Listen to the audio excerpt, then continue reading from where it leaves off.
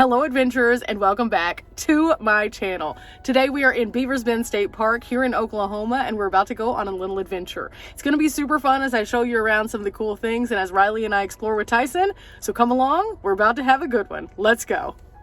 Broken Bow Lake was authorized by the Flood Control Act of 1958. While the lake is 22 miles, the shoreline actually covers over 180 square miles if you trace it from start to finish. 22 square miles translates into approximately 14,000 acres, which is quite a bit, as you can imagine. Here you can find people who are fishing, kayaking, boating, and doing other interesting activities, including hiking.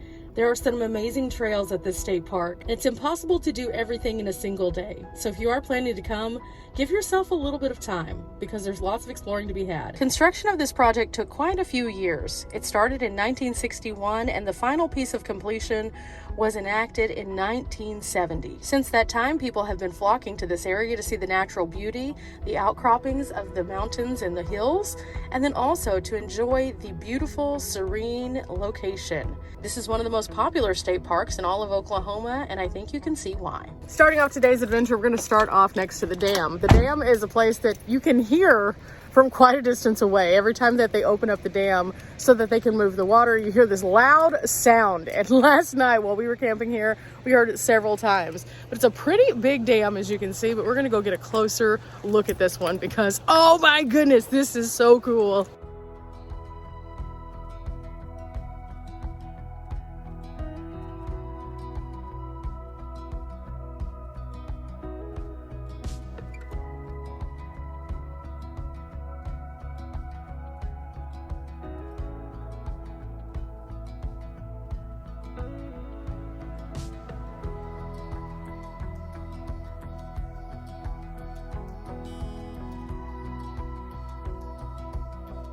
Couple fun facts about the dam here. This is actually one of the largest freshwater bodies in all of Oklahoma. People come here from all over, but the most popularly recorded tourists come from Arkansas, Oklahoma, and obviously Texas.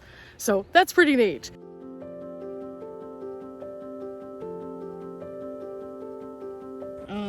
Question mark, your guess is as good as mine. We're just kind of exploring and we're trying to figure out where everything is. And I've been here once before, but it's a little bit different than the last time I was here because when I was here, it was during the busy season. So all of the water was just occupied by people out here. Right now, the water's actually down a little bit, but also on top of it being down a little bit, there's no one out here because the water is really cold. And so it's almost like a ghost town here, but it's really nice to be able to just get out here and explore and not have all the extra sounds. So I'm not upset about it. It's really beautiful here. This is a beautiful state park.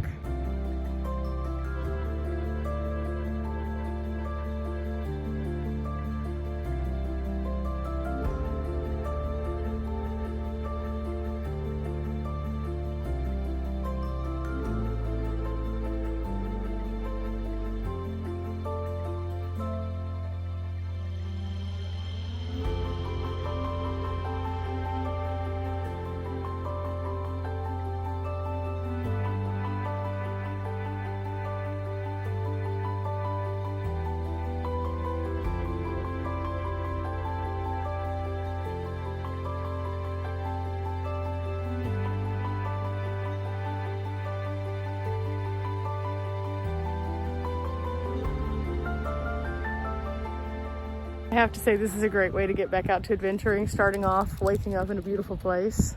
This is pretty nice.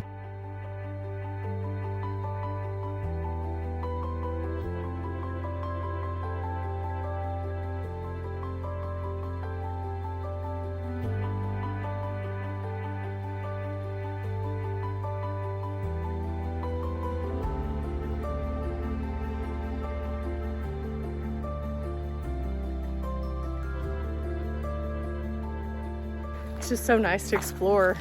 I enjoy this part of travel. Sometimes I enjoy going to the more like metropolitan areas to go to museums and things like that.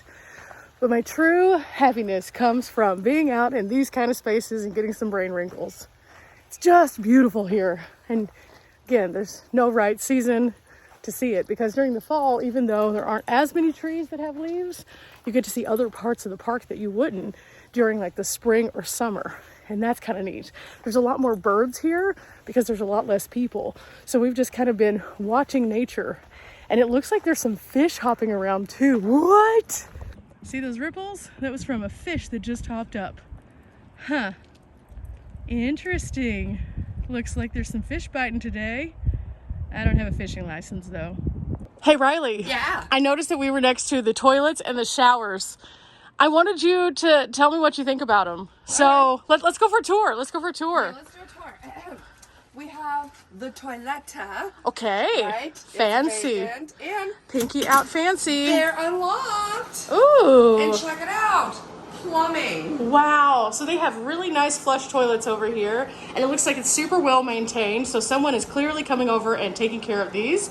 That's awesome. But what does the shower look like? So right down here past the toilets, there are showers, and this is all at the swimming beach. So you can come over here and clean up after being in the water.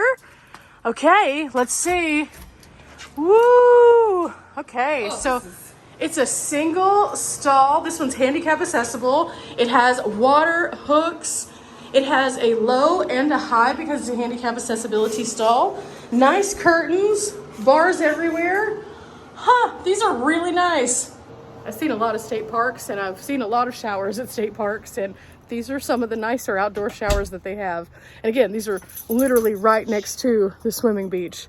So they're only like a 2-minute drive from where we stayed at our campsite. If you didn't see where we stayed at our campsite, go check out yesterday's video. We have a lot of exploring to do still though, so let's get moving.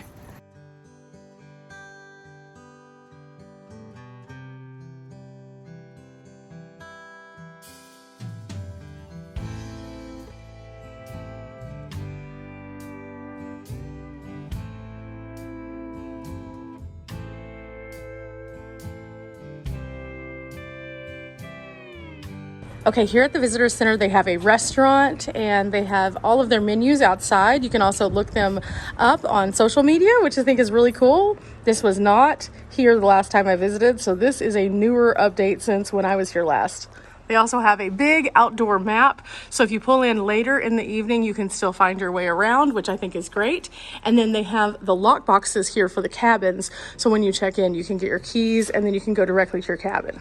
Now, if you are interested in visiting Visitor Center, you go in a circle and it takes you all around all of these different places, which are really neat. But I'm going to show you a few of them, but leave them for you guys to come and explore because I think you're really going to like them. But check this out.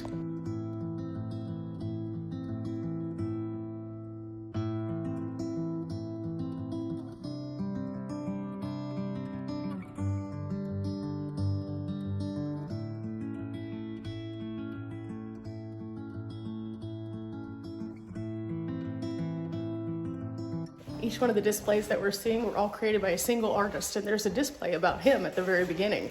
So if you go in order, you get to see how this kind of unfolds. There's also a couple little theaters along the way that you can check out some more things. There's a wood art gallery.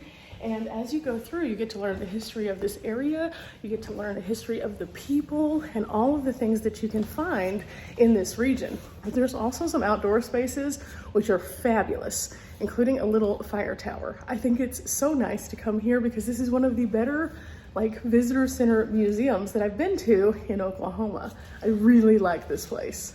Not to mention, when you look into these very detailed murals, they also have a little thing at the bottom to tell you a little bit more about it, and some of them have these little buttons that play an audio. The late 19th and early 20th century was a time of great exploitation of the forest. The demand for lumber and railroad ties was growing rapidly, and the harvest of timber was carried out as if the supply was inexhaustible. You can also see all the tools that they've used in the Forestry Service and in the CCC to make all of the things happen through displays like this that take you through a literal series of timeline dates. Again, there's too much to explore here on this single video because we want to touch a little bit more on the park, but make this a stop for you no matter what your age. This room right here is one of my favorite rooms of the entire display. You can see historic photos throughout time, and as you walk through, you can see the actual faces that made places like this possible and learn about each and every one of them. So beautiful photos like this. You have your CCC groups like this. All of these are representative of the people of this area. Not to mention, they talk a little bit more about the industry booms for oil and then also the forestry.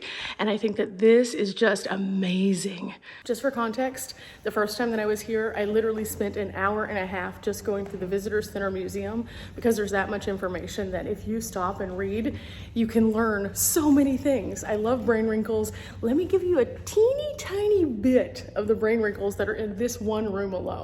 Just a teeny tiny scratching the surface kind of bit. When we started off at the dam, we see the finished product of all of the work that the CCC actually did. But this is what it looks like as it's being constructed. And you can see the tiniest of people here next to these very large gates for the dam.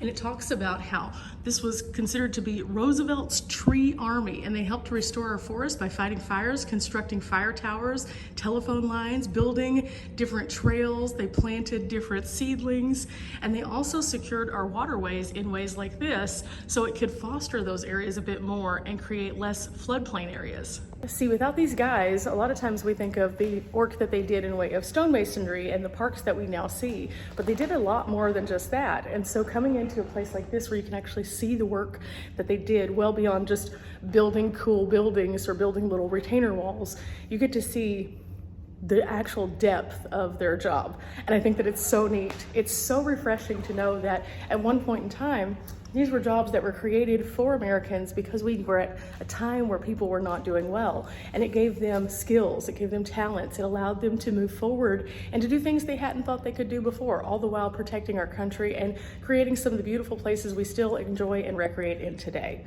So, come in this room, just do it. But for now, we're gonna keep on moving and work our way back to the front where I have some more fun surprises in store for us all, including some more outdoor spaces that are absolutely beautiful. Ooh, this is kind of fun. They have a folk festival and craft show the second weekend in November.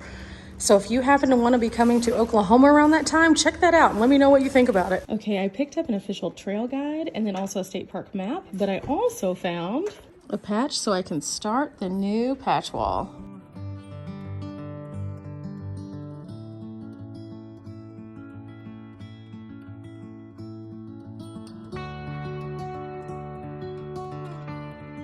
So we decided we were going to check out a couple of the scenic overlooks that show us a little bit more of that massive lake.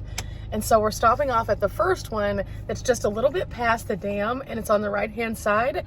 The drive up, you definitely feel it kind of climbing, but it's nothing too crazy.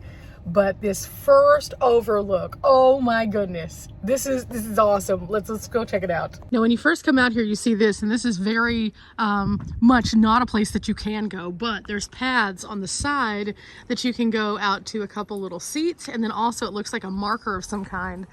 And you can see, though, coming to this side definitely has its advantages because you can see the markers on the concrete to tell you how high that the water actually is, which is super cool.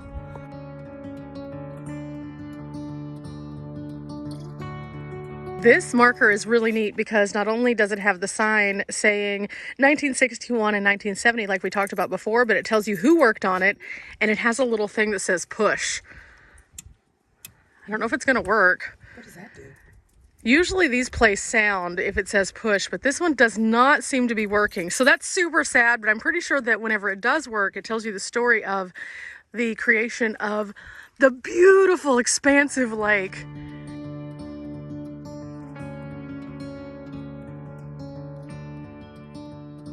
Riley. Yeah. What do you think about Broken Bow area, like in general, like the Beavers Bend? Oh, it's so gorgeous. Who would have thought Oklahoma would be this beautiful? I mean, there's so many cool things to be found in your own backyard, no matter where you're from. I know. A lot of people write off the flatter states, but we find things like this, and this makes it all worth it. It is gorgeous out here. It is so pretty. And I think we picked the perfect day for exploring because after that little cold snap this morning, it is nice and toasty now. It's nice. Now, is it like lake season where I'm wanting to get out on a boat? No, absolutely not. The water is still very cold. But to see it, I love this. This is one of my favorite things about exploring. I have been now on the road for 7 years. In this time, I have seen so many places that so many people would just expect don't have anything. And that's what brings me joy, is finding those weird little things, those little one-offs, those gorgeous places like this, and it enriches who I am every single time I go out. And getting to share these things with you guys, I hope it encourages you to look beyond what you might normally do. In fact, I go to places like this on a regular, and I wake up in a beautiful campsite, and then I just kind of get out and move around and explore. I get some exercise. That's about it. I have my phone synced up so it counts all my little steps, and well, I get to enjoy it. Sometimes with Tyson and Riley, other times by myself. Either time, it's enjoyable no matter what. So don't ever let somebody tell you you can't get out and find something cool. Don't let your limitations stop you. Have a good time. Just explore a little bit. It doesn't have to be something hard. We're literally just walking around this park. We're not doing anything strenuous. We're not doing any of the crazy hikes.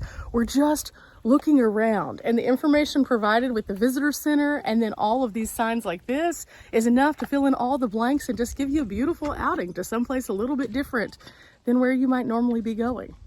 So yeah, we're gonna finish exploring, but we have a couple more of these scenic overlooks to stop at, and I can't wait.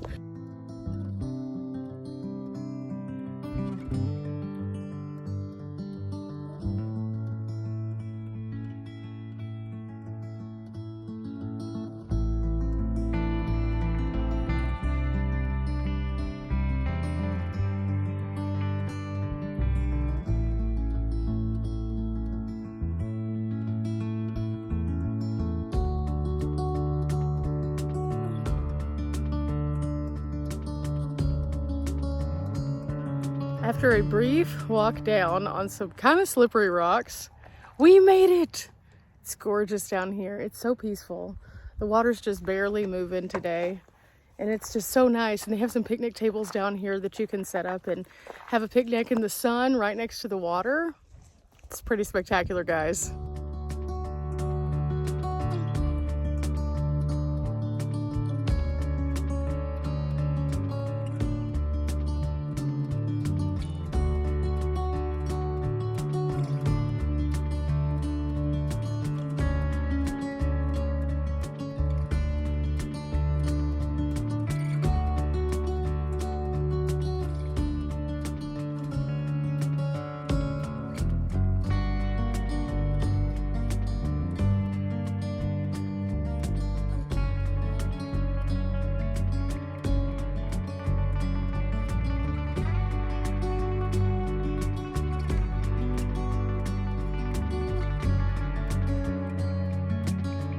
Well guys, we made it to the end of the road. This is all that we can do. This is all that we can see. And this is the spillway area. This has been absolutely amazing. I have enjoyed just taking a casual day here at Beavers Bend State Park. You know, I think that there's something that we can all take away from this, that the natural spaces are meant to be explored. There are several places in every state that allow you to get out, stretch your legs, and enjoy your space. So find the ones that are near you and drop them in the comments so I'll know where to go next time. I'm trying to build an ongoing bucket list from state to state, and I need your help. So if you have any suggestions, let me know, and who knows, maybe one of these days I'll pop up in that state park and check out the nature there. I've had a good time. I hope you have. And remember, guys, we're not here for a long time, but we are here for a good time. I'm going to leave you with a few final images of this amazing park, and I hope that you enjoy. See you next time, guys. Bye.